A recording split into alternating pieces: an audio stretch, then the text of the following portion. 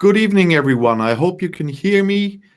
Welcome to a new Sunday live stream today with a special guest for the very first time. And I'm very grateful that we are joined by the Member of Parliament, Simone Wendland, from the State Parliament in North Rhine-Westphalia. Hello, Simone. Hi, Mark. It's really nice to have you here. And first of all, I see that a lot of is going on in the chat. So before we get started, I want to say hello to some of our regular viewers here. First of all, thank you, Conservator and Tom Nelson, for moderating a little bit tonight. It's really kind of you to do that. Hi, Old Shorts. Hi, Chatty Red. Hi, Dermot. Hi, Dude. Hi, Hank. Hi, Igor. Hi, Katrina. Hi, MS. Hi, Manfred. Hi, Susanne. We're gonna be definitely more today, but it's nice to see you all here already. And first of all, I think not everyone knows Simone from personal meeting. And so, Simone, could you please tell us a bit about yourself just for the beginning of the stream? Sure, Mark. Okay, my name is Simone Wendland. I'm 58 years old, and in civil life, I'm a lawyer.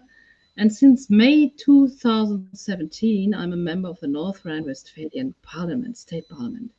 And for those who are not familiar with our federal system, the state parliaments are independent from the main government in Berlin. So far, Mark. What else would you know? We just had some sound. Your last sentence was off with a sound. Oh. Can you still hear me, Simone? Yes, I can still hear you. Okay, now it's fine. Yeah, okay. Okay. When we are at your person already, what is your function in the parliament? I know that there are different functions of the members of parliament, different committees. Maybe you can explain a little bit about that too. Well, as a member of parliament, I'm a member in various committees like Law and Justice Committee, Committee for Gender Questions, and various smaller committees. Most of them have to do with my profession as a lawyer. So law and justice is my topic, my main topic. Yeah, Gender Committee brings us a little bit towards the question of the day. I handle the same as Max does, for example. When I have a guest on my live stream, all the proceeds from the super chats will go to a charity. And I asked Simone to pick one. Simone, could you tell us a little bit about the charity where the money from the super chats is going to? And I hope you really support that charity tonight. Sure, I really do support that. But so for today, I can tell you that the money is going to the KCM in German is the communication center for gay people here in Münster, which is a great community, and they do lots of wonderful work here for the gay community in Münster. And I'm happy if they get a little bit of money. And you all know that I'm supportive as well, because you know my cupboard here in the background. So the fun part is the predecessor of the KCM had a 50-year anniversary this year, and from that group that was there before the KCM, they were the first to have a Christopher Street Day in Germany. So in Münster, based on that, there was the very first Christopher Street Day in Germany. So it's a very historic thing as well. And the cause is great. They are doing counseling for young gay people, for transsexual people who really need information, who need support. So I really say it's a great cause. You can support it via your super chat. Like Conservator, thank you very much for that. He's saying great cause. And I agree, Conservator, thank you very much. But if you want to support them, but don't have a question or something, you can... and you don't need to have a super chat, because from the super chats, 50% always goes to YouTube. You can also donate directly to the charity. I put the details of the charity in the description of the video. And I put also there my PayPal link. You can also send money directly to my PayPal. Write the word charity in what you send, and I will send the complete money coming in via PayPals like this directly to the charity without any deduction. So that you have 3 ways to support them if you would like to. So thank you, Simone, for choosing such a great charity for tonight. I hope we get a little bit of money. I'm a small channel, so it won't be that much, but at the moment, especially in the pandemic, every euro counts, and the charity will be really happy about every single euro. So before I get started with the serious questions, and I know, dude, you put one in later on as well. It was more serious than usual. Don't worry. I have one I really want to make clear, and we have somebody very credible on tonight. So I have to ask this question to Simone, because the Brexiteers are bringing that always up to diminish the facts that I'm bringing. So Simone, you must know that. Does the EU pay me for making those videos? The answer is simple, Mark. No. And you would definitely know. No, it's just a thing they're always bringing up, just saying it's all EU propaganda. You're paid by the EU, because they don't like the facts. But you know that they haven't bought me, so we know. Mark, I even can't imagine that. It's no. But let's get back to the serious stuff. The first one is one that's probably a little bit more into party politics. KFHROE asks both of us, but I'll let you answer first there, of course. The next Chancellor of Germany, who can he or she be according to you and the experts?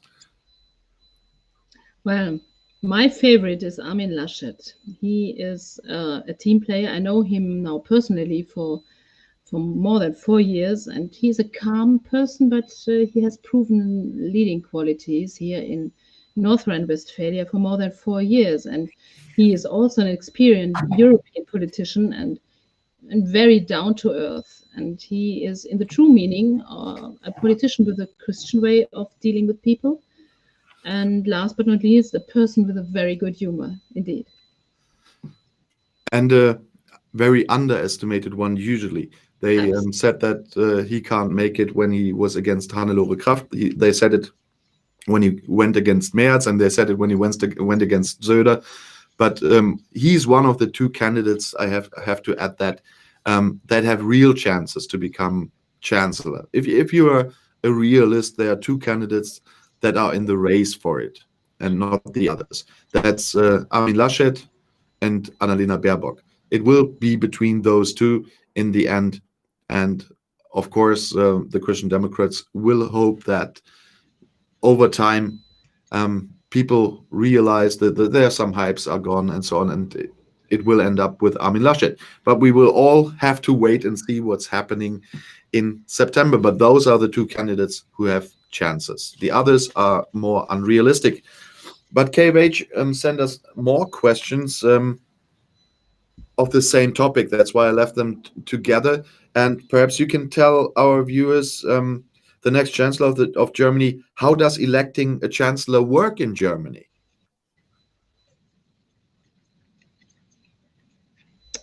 All political parties here in Germany nominate their candidates.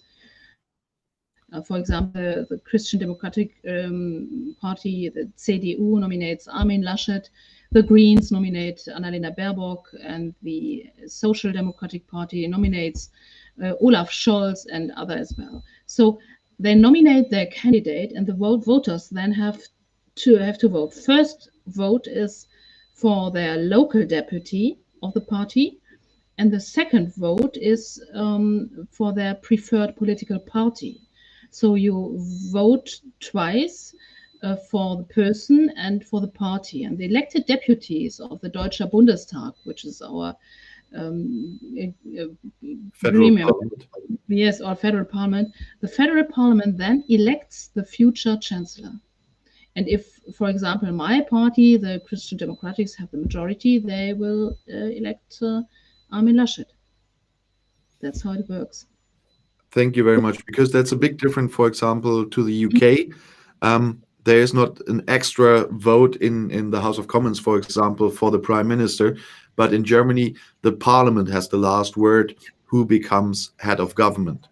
And that's why we during the election don't directly vote for the chancellor. The parliament does. We vote our members of parliament. We vote for the parties we want, and whoever gets the majority or forms a coalition decides who becomes chancellor.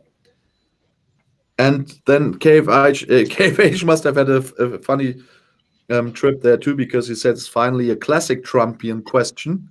He said, "How do you feel to be the best politician I've ever interviewed?" Well, let me say that with Donald Trump himself, with his words, I would say it's part of what I have to do to make North Rhine-Westphalia great again. No, day and night I only have one thing in my mind, and that's doing a great job for my country. I think that's what Donald Trump would say, maybe. He was being a little mean by it, but people know that they always can put some fun questions in between. So and a little bit of a mean streak, because I only interviewed 2 politicians ever on my channel, but you are the first one on my stream, so he's a really mean one. Oh, that's an honor. Thank you. Then Son of Viking sent a question to you, which is a topic here over and over again, especially this weekend again. That's the right-wing extremists, as I usually call them. And he's talking about you have the AFD in the state parliament since the last election already. And he's asking, what is the Christian Democrats doing in practical terms in North Rhine-Westphalia to curtail AFD popularity there? And also, speaking objectively and not just aspirationally, do you see this number of seats rising or falling in the next elections? Well, in fact, I see them falling, walking downstairs, hopefully. The AfD party's mere existence is that of dealing with angst, means telling a certain story and having a narrative. First, it was being against refugees, and now it's the pandemic situation. We have a no-COVID or a Querdenker and many other political movements. And I think they will have much less influence in the election as soon as more and more people are vaccinated and returning to their normal living standards. So it depends on the living situation whether they rise or fall, I think. Well, in your constituency in Münster, they are quite low in the votes every time. Do you have any explanation why that is? Well, we have less than 2%, I think. The explanation might be we have a high educational standard here in Münster, and Münster is a very open-minded and welcoming city society, I would call it. People here don't have anything against refugees or have anything against people from other countries, whatever color they are, or whatever religion they are, whether you believe in God or Buddha or whatever. It doesn't mind anything. You're welcome here. We are a city of lots of students, and it also depends on the income situation. In Münster, my hometown, is a quite rich town. Maybe that has to do with the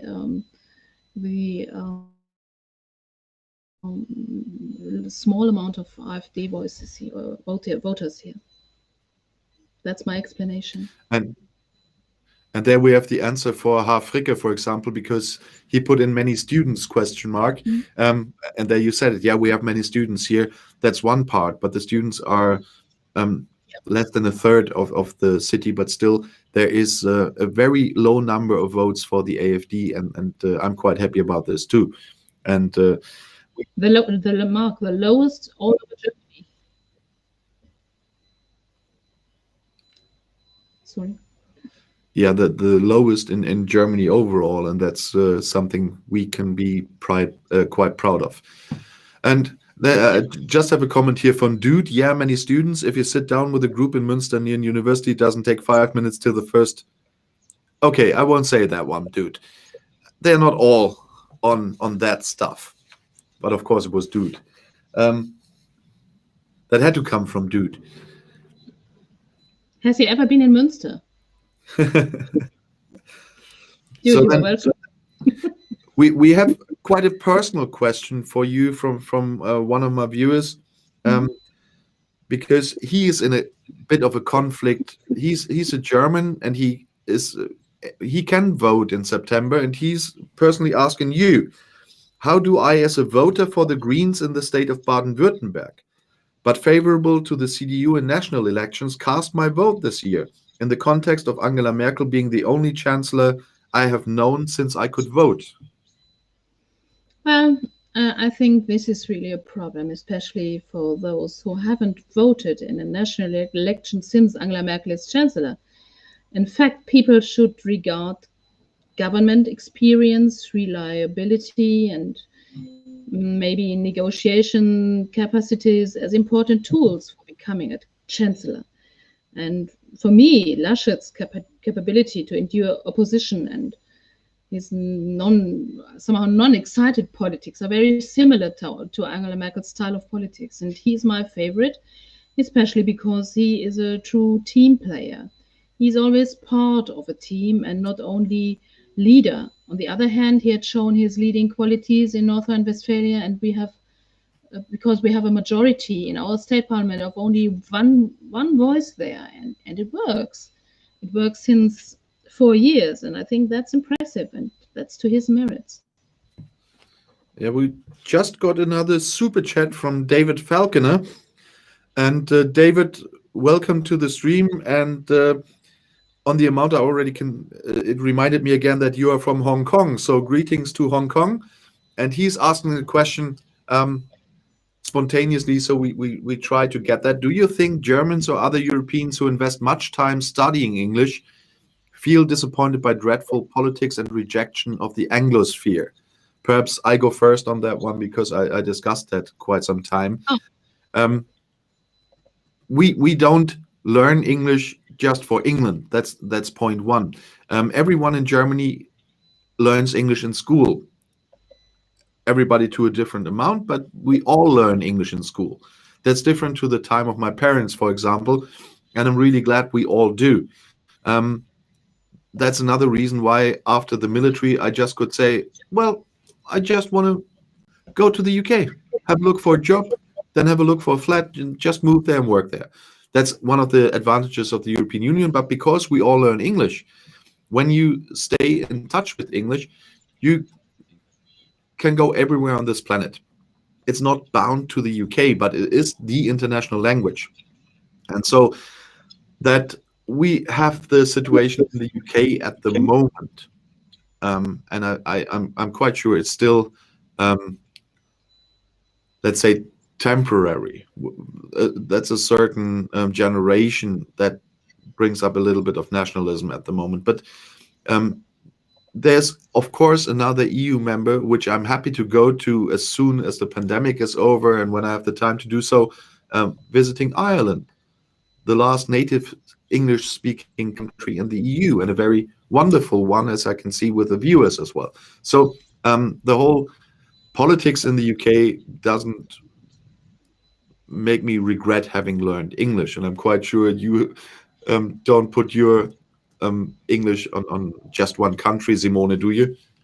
No, I agree, Mark. For me, English was always like opening a door to traveling to other countries, and I have been visiting countries all over the world. I have met friends all over the world. My relatives live in South Africa, and I have friends anywhere. So English is a bridge to come into contact with people, and has for me nothing to do with nationalism, for example. I don't see that. No, I would agree to what you said, Mark. And I'm sorry, Simone, but it wasn't about you. I just saw a comment from Conservator. Oh. The common language in the EU is bad English, and I have to agree. And people are suffering every day my bad English on my channel. So yeah, I have to agree to that one. And thank you, David, for the question. We have another question from Uwe in Hamburg. Would a change in government after the national elections mean a change in the relations of Germany to Europe, or would a let's say, green-led coalition be more critical towards some elements of the main EU trends right now? Well, even if that is announced from the Greens, in my opinion, it isn't realistic. Long-term contracts have to be fulfilled, and I think it's not possible to change things within 4 years. Making successful politics means you have to convince people after all. So I'm not convinced that this could happen so quick. Yeah, and you must understand, for the international viewers, all parties in Germany are pro-EU, except one exception, and that's the right-wing extremists from the AfD. And even their party leadership was surprised that they last 2 weeks ago on their meeting put leaving the EU in their manifesto for the elections. Even that party isn't convinced that they want to do this, but they just brought internally from the party a majority together to do that. But in general, the parties in Germany are pro-EU, and that's the important part. And no matter what government we will have in November, December, it will be a pro-EU government with probably slight differences in priorities for the future of the EU, but still pro-EU and very proactive to the EU, because everybody knows how important the EU is for German wealth. And in the meantime, Simone, we got another super chat from Cash Dummy, and it's a quite nice comment. It's very cool that Mrs. Wendland is answering questions from an international audience here. Politics can indeed cross borders. So thank you, Cash Dummy. Thank you. Tom Nelson, yeah, that's a really nice thing to explain the short of AFD, but it's in German, so I won't get that for the others. You can read it in the live chat then. Then we have one that definitely has to do with what's going on in the US in Trump times, and especially now with the Express, with the Daily Mail and stuff like this, because he asks, is the media in Germany also owned by a Murdoch-like billionaire? Simone. No. We have much more competition here in Germany. No, my answer is no. Yeah, of course we do have some rich guys owning some media, but there are different ones competing with each other. And there's another big difference I come back to later when there's the question with the media politics I'm gonna have to answer later on. So no, we don't have the problem here, because in local media we have it that there are less and less newspapers, for example, because that changed. As Simone, we had the same here in Münster, that the number of newspapers was reduced. But in general, we have competition there, and soon there will be more competition, even from a site we don't like to, because Putin will open or wants to open a broadcasting station in Germany. Have you heard about that one, Simone? That Putin wants to open a TV station? No, I haven't heard that. Then, or is he already here? Well, they're here online, but he wants to have this as a real TV station now, not only online. Oh, it's RT. Mm-hmm. It's RT. It's short for Russian television. Then it's a question about, it's more for a member of the Bundestag, but you probably have an opinion about this. Mm-hmm. There was 2 politicians recently tied up with a scandal regarding the purchase of PPE, if I'm correct, and both resigned. Was that the end of it? Did they just sail off into the sunset with their ill-gotten gains, or is there legal issues to follow them? And will they be allowed to keep profit? Maybe they're sailing into the sunset, I don't know. But honestly, as far as I know, it's not formal illegal. It's just morally reprehensible. So yes, I think they can keep their profit.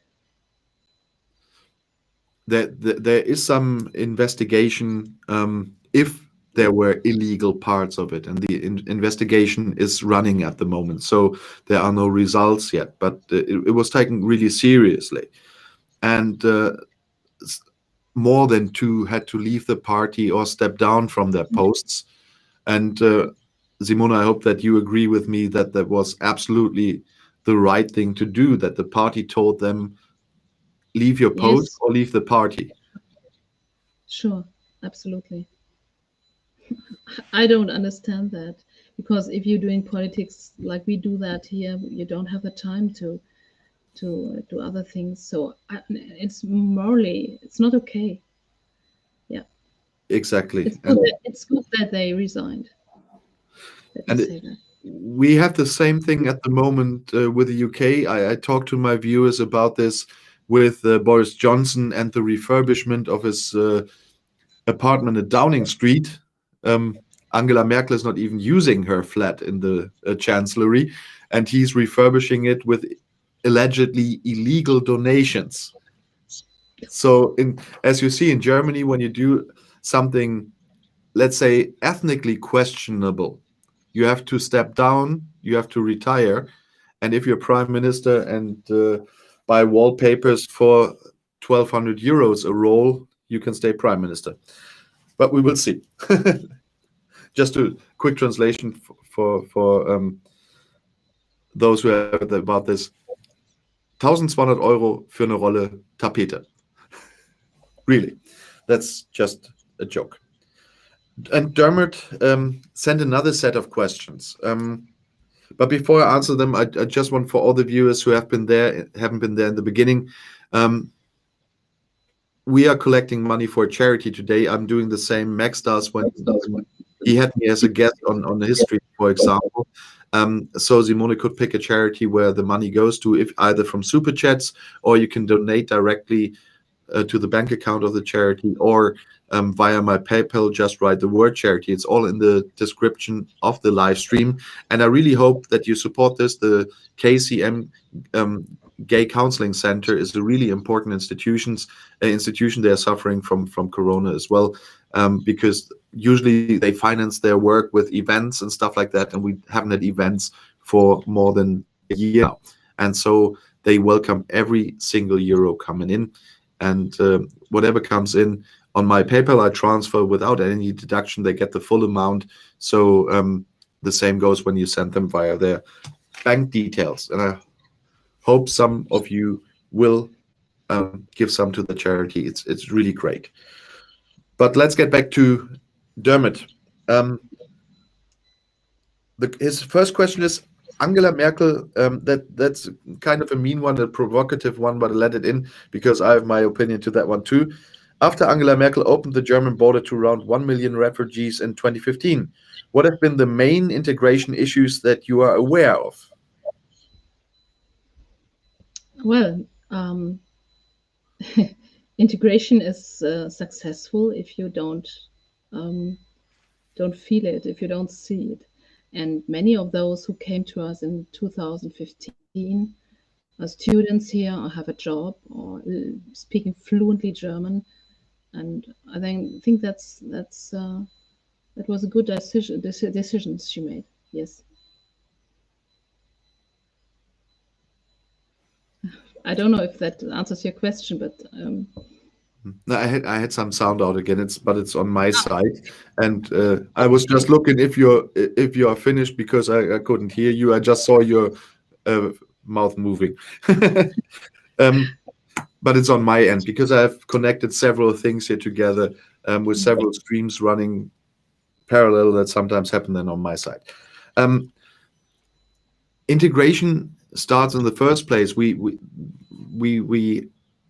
of course had to start with managing all the housing, but I have to say, and that's your constituency again, that in Münster it went really well. How the politics, how the people engaged in everything, tried to help, tried to sort out everything. That's another reason I believe, Simone, you can say if you feel that differently, what kept the AfD that low in Münster, because we had a very organized approach here in my hometown that helped very much with the integration.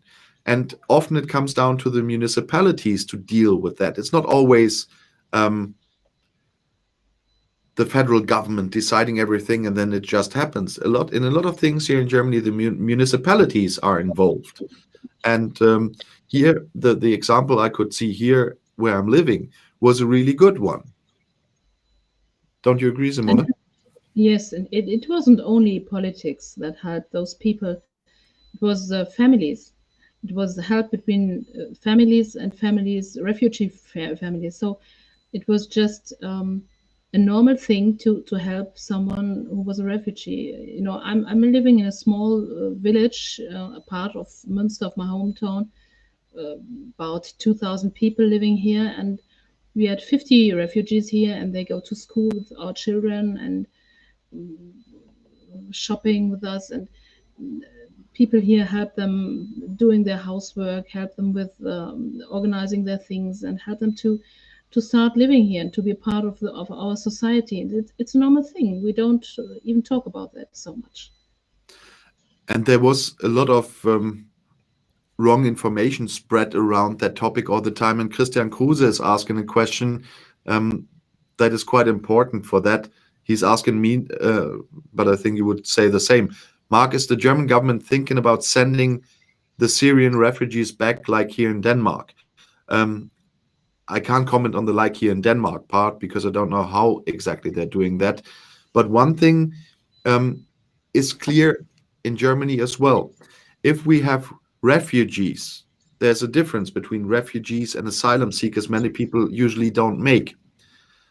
If we have refugees from a war zone, when the war is over and it is possible again in peace to rebuild the country, the usual thing is that we expect the people to go back when the danger is over. That's the difference between a refugee and an asylum seeker. Because in case of asylum seekers, there's usually a reason that is not supposed to end in the near future. But in case of refugees, if a war is over, if there's peace, and if the country can be rebuilt, then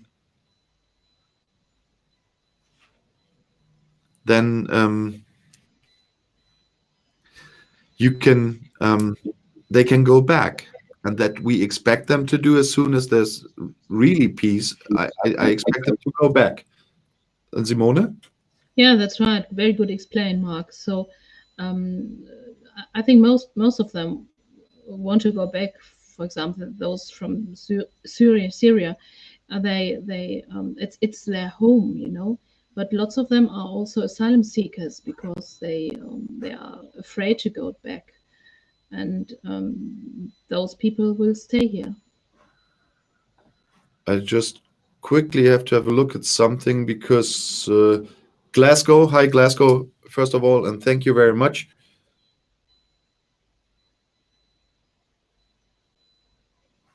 A broken link. I probably have.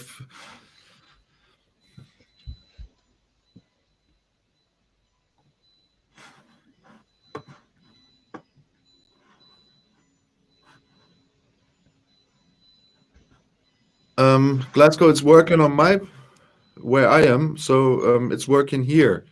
So I don't know what you mean with the broken links. When I click it on from Nightbot, it's working. Just saying.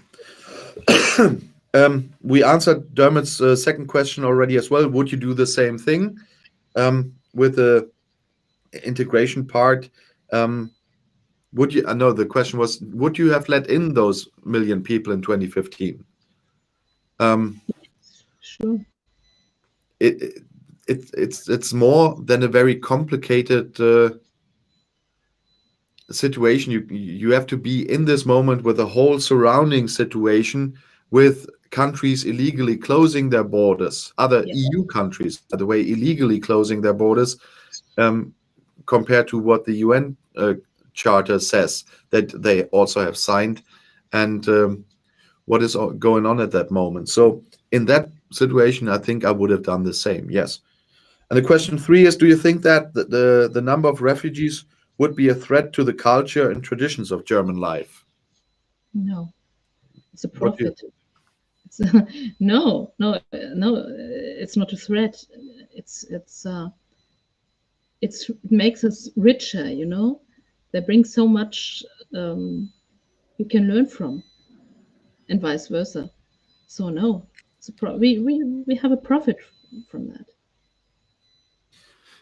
yeah, and especially he's asking for refugees there. I don't see that problem even less than with others, because um, they are integrating, but they, from my experience, usually stay in the cities where they came to, and they're not going all to one place. So I don't see a danger there, especially not with war refugees. And I just have to quickly comment. Thank you, Tom Nelson, for fixing that. So the link was not okay. Tom fixed it. That's why when I opened it, it was okay. So thanks for fixing that, Tom. That's why it's working. Okay. Thank you, Glasgow, for bringing that up, and thank you, Tom, for fixing it. Of course, we are still in the pandemic. Münster is at the moment lucky that the incidence is going down all the last days. And so Bridget Ireland sent a question about the vaccination. The EU's decision to purchase vaccine was a great bonus for all countries, she says. This ensured fairness and vaccine for every country. I know there are problems with availability, but she asks, why is the EU being blamed for bad handling when they took a brave decision at the start? Yeah. Problems with the availability disappear, I think, the more people are vaccinated. It's a kind of vaccine envy that reminds me to the Trumpian "we are first" ideology. In Germany, many people are frustrated because they think that Germany is not the first in the line with vaccinated people. On the other hand, today we are in a good position with about 25% of our people being vaccinated already. And if you see that, for example, Germany overtakes people from the other European countries into our intensive care units, you have to admit that the European idea is a good one, even in these times, I think. So it was a good decision after all, I think. And of course, they made mistakes in the beginning, but we can see now that generally it's a good thing, because we had discussions between the member states as well about the amounts which are going where, and they made some compromises here just 2 weeks ago, that from Germany and other countries, a little bit more goes to other EU member states like Austria. And they found a solution. In the beginning, that was bumpy, but now it's really working well, because where we live in North Rhine-Westphalia, a quarter of all people has been vaccinated already, and the number of people vaccinated twice is higher compared to the vaccinated once population than in the UK, because they had a different approach. But as I said last week, after all we know right now, we will have ended vaccinating everybody who wants to be vaccinated at the same moment in time as the UK will, because that's the end of July. And Simone, you probably see Karl Josef Laumann real life far more often than any of us. That's the health minister of my state. And you must see that we are vaccinating like hell here in the state, aren't we? That's right. I think any minute someone is vaccinated.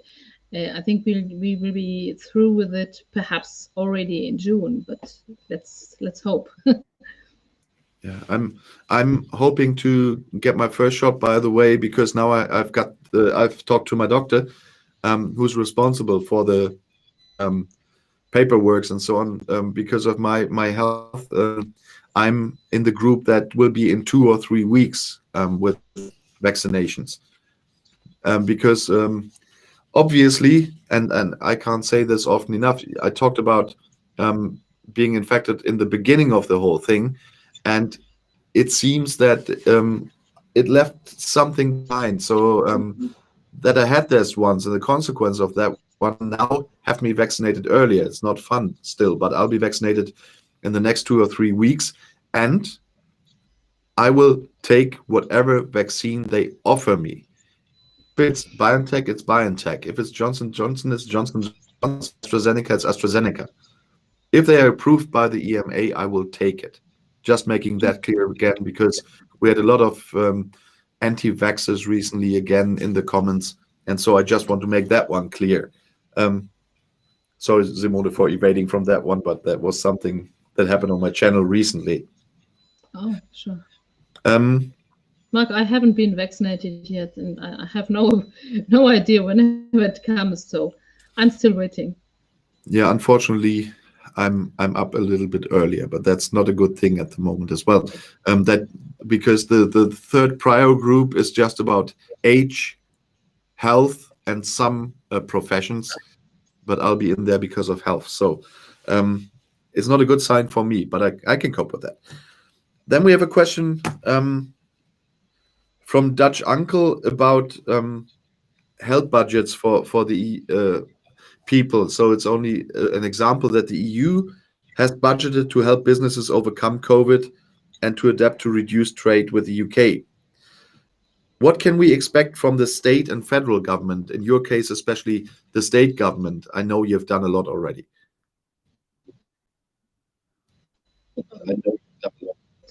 I think the EU budget is based on the tax income of its member states. So don't expect more than that. We already pay for it. I'm sorry. Yeah, of course. I meant the state is. We cannot expect so much from the state, but the state is already paying a lot for COVID damages to companies, to charities and stuff. When I look at your homepage, for example, I regularly see, or your Facebook, regularly see an announcement that the state is given that amount of money to those projects again, to those charities again, to those sports clubs again. That's what I meant with what is the state doing there? Right, that's right. But it's not over the EU budget. No.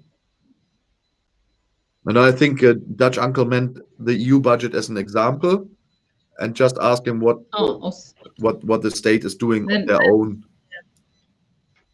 Then I misunderstood that. We are doing a lot for any kind of people because they have no income. Luckily, not so many people in Germany lost their jobs. If I'm looking to the US, that's a different picture. But the reason why so many people here in Germany still have their job because the federal government gives a lot of money to the companies, for example. And also to the cities, for example. The municipalities are very lucky if they are here in the state, for example, because all the tax losses, because big companies pay a major part of the taxes the municipalities can work with. And thank you in the state government, and especially the parliament groups of the two parties that are forming the state government, our municipality is receiving a lot of money to equalize the tax loss we would have. We have a lot of social things we afford here in my hometown, for example, that wouldn't be possible if we lost all that taxes, and the state wouldn't equalize that and help the municipalities out of this. So the state is doing there quite a lot. It's nice German word again, the Gewerbesteuerausfälle are erased by the state government. So Simone, you in Parliament have always to do with all these legislative parts. You are making the laws that make it possible to pay this, aren't you? Right, that's right. Yeah. It's an amount of decisions we made there. I have a question from Cine Mirella. He asked, how would you make the EU more understandable to citizens? But I would change it a little bit to ask you, Simone, how can we make politics, especially on a level like a state, or more understandable for people? Because in the news, you usually see the federal politics. That's what people are interested in. But how can you, for example, make your work more understandable to people? Yeah, that's actually a problem. Many things we have achieved by the European Union, for example, seems to be so normal, so that we forget it's a European achievement: free traveling without border controls, working within the EU, cooperations between universities, companies, and much more things. So you always experience that if you are touched by it, and it's actually a problem. It's very difficult to explain people in their daily lives what you have done politically. So yeah, that's a problem. It's a problem of communication, of declaration, perhaps. Yeah, you're right. I don't have a simple solution for that. But just to give that remark, of course, you did one step today by talking to an international audience about state politics. And I'm quite sure, especially from other countries, not many people are so involved in the German system with the federal system and the states. And now they had the chance to listen to you and get some explanations about state politics as well. Michael Mayo sent a super chat. He asked, I would like to ask a prominent politician a question. Simone, do you think that Brexit will strengthen the EU's internal cohesion? Before I hand that over to Simone, if he wants to answer that, I have to say she's not an MEP. Several questions I got are questions usually sent to me because it's very detailed EU questions with internal EU questions that I usually would ask an MEP and not a member of our state parliament, because we do have different levels. We have the EU, we have federal, we have state, and we have the municipalities. But in this case, I think it's quite easy, Michael. Perhaps I do a quick translation as well. I know Simone speaks English, but sometimes it's easier to think a second more in Germany because she can't read it. Glaubst du, dass das Brexit... Ich hab's verstanden. Okay, then because you can't read it, that's why I wanted to do that. Let me answer in a simple way. If children playing together and someone doesn't want to play with you, the other like playing together as well. So I think, yeah, the other European countries stick together much more.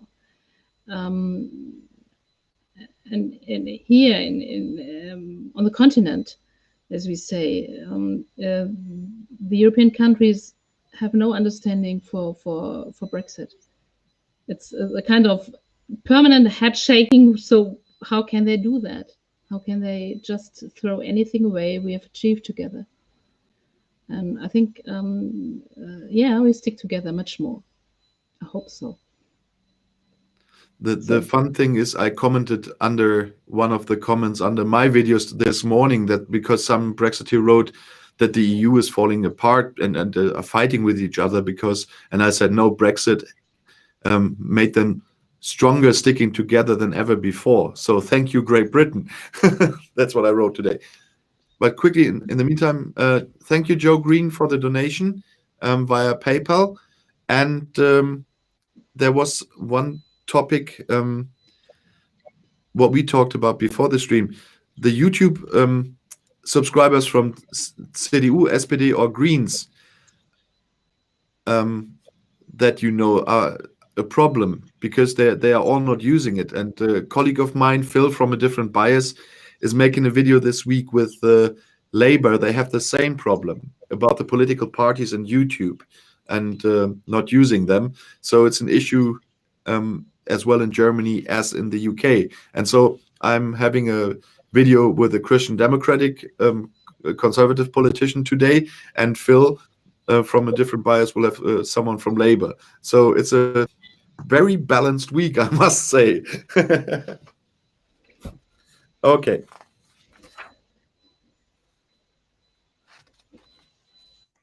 I want something nicer.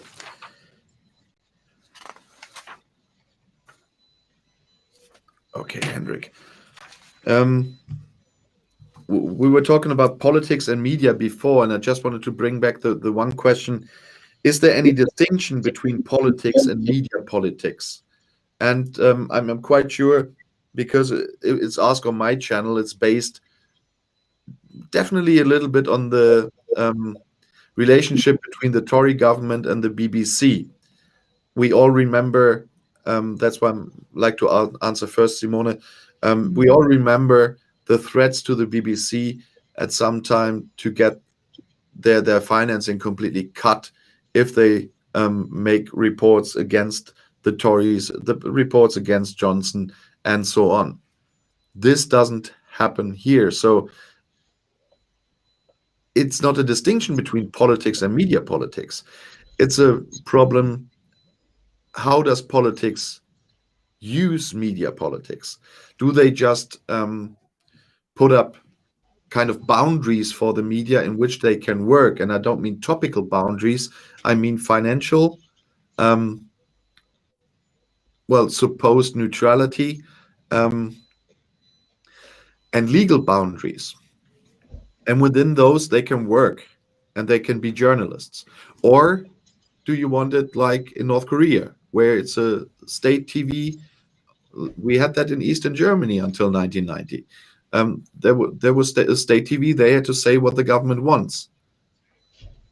And there's no distinction between politics and media politics. It's just how does politics use media politics.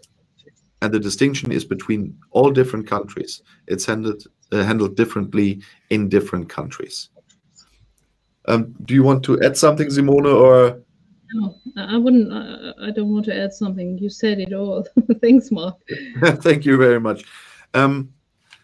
There's the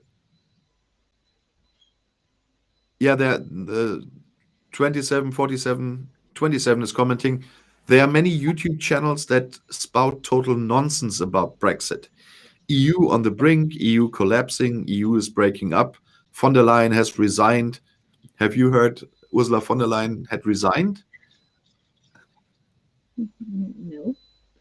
I've seen her on with Armin Laschet, I think 2 days ago. No. Exactly. But that's the way some Brexiteer channels, and we have the thing that's, I hope it's not getting that problematic in Germany on the way to the elections that way. There are a lot of robot channels that are making propaganda pro-Brexit at the moment, and they are all very similar. You never see a head. The whole design is similar, and you always just hear a voice.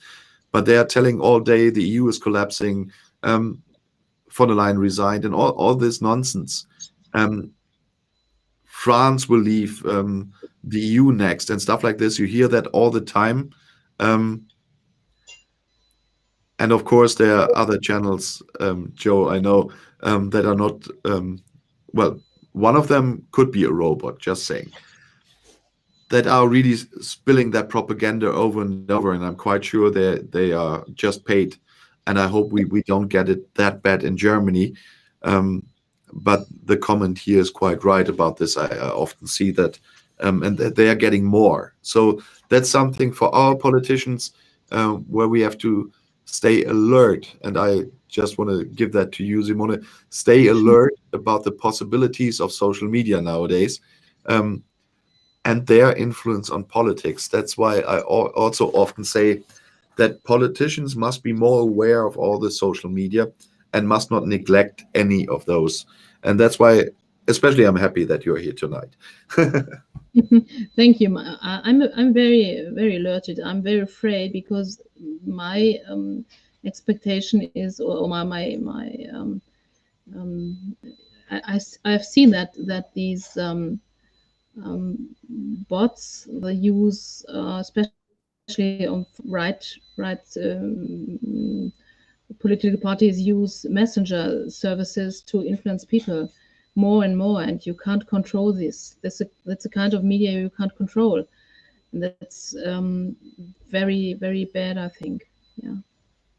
Do you have this as well in Britain or elsewhere?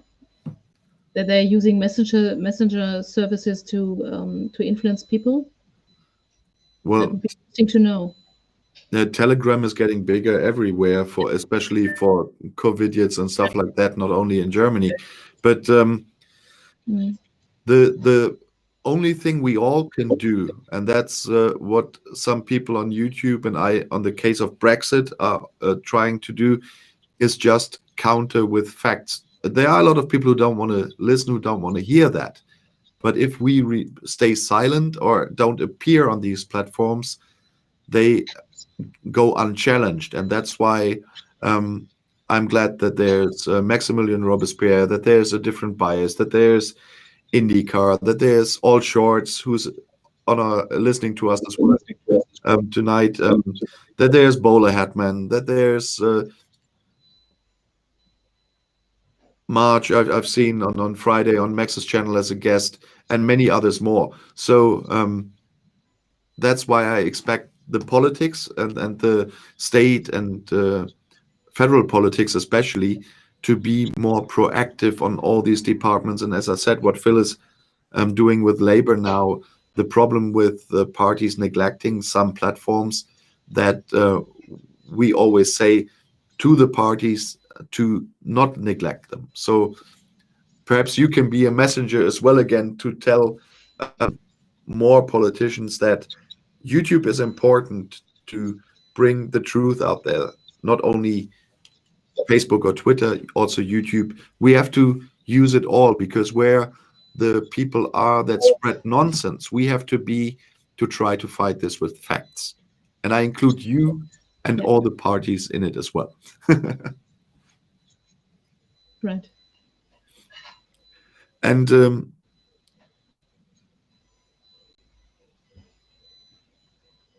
sorry, yeah, I forgot Graham Hughes. Thank you for mentioning that, Christian. There was not that one. I was looking for something, I don't find it. Yeah, I wanted to comment on something because I hope you don't mind, Simone. It's a topic that's really not for Simone, but because our state doesn't have anything to do with that. But it's an important one because on Thursday there are Scottish elections. And I know I'm talking a bit too much at the moment, Simone, but I want to say, because the one question came in, if Scotland voted to become independent and were successful, got a trade deal with the UK to maintain their existing large amount of trade with the UK, would Scotland still be able to get a trade deal with the EU, or would the UK trade deal prevent the EU from dealing with Scotland? No, it doesn't. We have right now deals with 68 countries that also have deals with the UK. That doesn't matter. It will change a lot if Scotland should join the EU.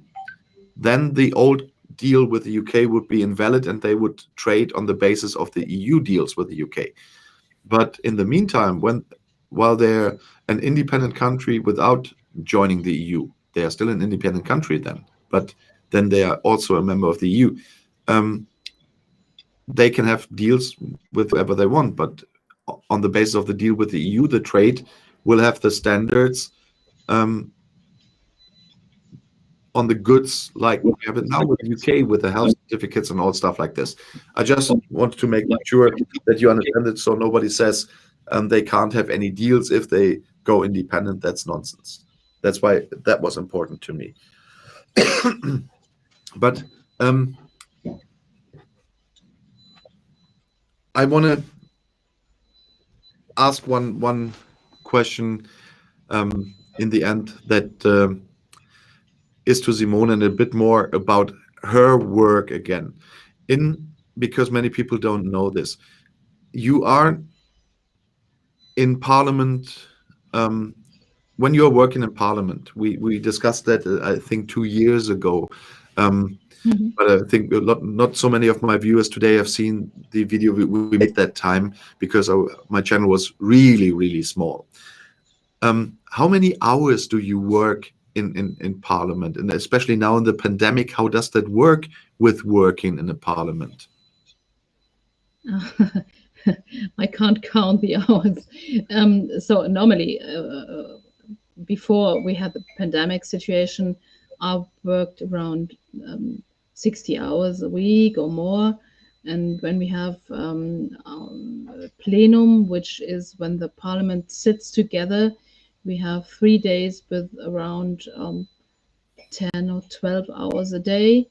And during the week, we have the committees with preparing situations with 2 and 4 hours preparing the committee. And the committee itself is 2 or 3 hours.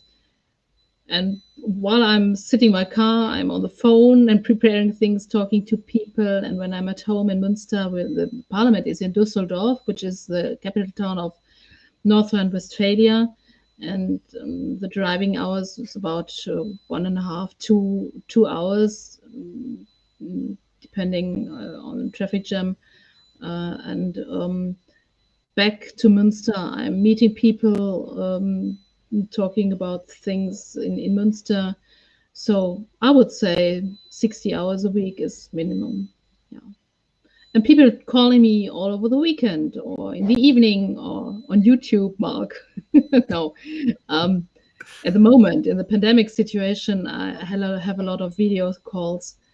And I think it's good that we use this media to be together and to talk to each other, no matter where you are or what you're just doing, because it helps to go on with our work. So yeah, I can't count the hours I'm working right now because it never seems to end. We have to make so many decisions during the pandemic situation. Sometimes it's urgent and we meet 1 hour another in the evening or in the morning or on Saturdays or Sundays. And it's normal these days, but it's my job and it's for the people. So yeah. But different to the time before, you spent a lot of time in video conferences as well, I guess. At the moment, you're not always in Parliament yourself. Oh, no. I'm not always in Parliament myself. We have divided our deputies so that we say some of them can stay at home, some have to come and have their speeches there. And at the moment, I'm at home, but sometimes I have to go there. It changes all our lives. But it's interesting. We learn new things. We learn new ways of communication. It's interesting. See the positive things. Yeah. I said, let's see the positive things of that. If you want to see the time before the pandemic and the Parliament, a long time ago, Simone was so nice to invite me to the Parliament with my camera. The video is not the quality you are used to now from my channel, but it was quite early, but it was a very great visit. Thank you again, Simone, for having me in Parliament. And we made a tour there. I made an interview with Simone in her office. She gave me a tour through Parliament. It's architectural, very nice. So have a look in my German Politics Explained playlists. There where my old videos are in, when I was not only using this channel just for one topic and until I split my channels. There is one video about where Simone gave me a tour in Parliament, and an interview was really nice. So have a look. It's worth watching, even if the sound quality is not what you used, but it was nice. And it was nice seeing the working place of the guest tonight as well. It was nice to have you there. So Simone, it's the first time, and I hope sometime we can repeat that. But for the first time, I don't want to keep you that long, especially I know how much you're working at the moment, and all the questions that are not too EU we've gone through today. I will keep some of the other questions for my live stream next week, because those are more questions for me to answer. That's why I left them out today. So I want to, before I thank Simone, Wolfgang, no, that won't happen. He wrote at Simone Wendland, will you support our campaign for Mark Wessling for Bundeskanzler 2025? I will think about that. Wolfgang. No, I said this before on my channel, and I repeat that. I don't intend to do anything but local politics. I love making local politics. I leave the state to Simone. I leave the federal politics here in the future to Stefan Nacke, and I will stay out of that. I will do my share as a volunteer in local politics. But so, thank you very much, Simone. I see in the chats that a lot of our viewers are thanking you too. It was really nice having you here on my live stream. I'm glad it worked with the technique as far as I could go this time. I hope you enjoyed it, and I hope, Yes. of course. Yes, Mark. Thank you so much. Thank you, everyone out there, and it was so interesting. I must say, I would like to repeat that, even if my English is not so fluent anymore. But it was a nice experience. Thank you for the donations for the KCM, and thank you for being there tonight. And I hope you're all well and keep well. And yeah, thanks for listening. Thanks for your interest. Thank you for coming here. I really would love to repeat that sometime, because it's really interesting to hear another perspective. And don't worry about the English. They are used to my English. They are punishing themselves every week listening to me. So don't worry. So thanks everyone. I also can say thanks for your donations to charity. Heiko, that was fixed quite some time ago. The link has been working the rest of the time. And thank you everyone for watching. You can see my next video, of course, tomorrow morning. If you speak German, sometimes I bring press releases from different levels on my German channel. And a few days ago, I had a press release from Simone there as well. So there you can inform about the work of different parts of German politics as well. And Simone, Dankeschön. Thank you very much. Everybody else, I'll see you tomorrow and latest in the stream next week. Auf Wiedersehen. Bye-bye. Tschüss.